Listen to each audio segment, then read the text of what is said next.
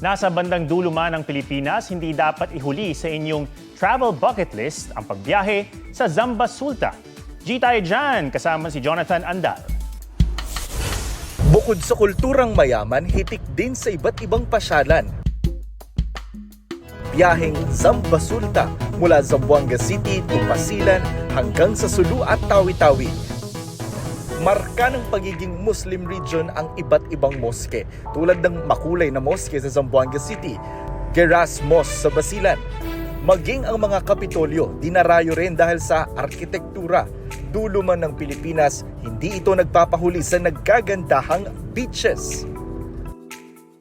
Lalo na ang Sulu, kung saan matatagpuan ang Sani Sani Beach, rock formation sa Capual Island at syempre ang white sand beaches sa Tawi-Tawi tulad ng Sikulan Island na may lumang parola at Panampangan Island.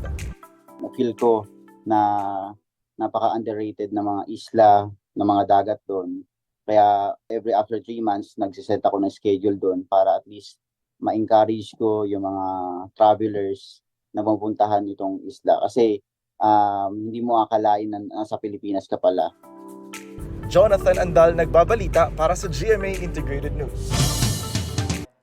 Huwag magpahuli sa mga balitang dapat niyong malaman.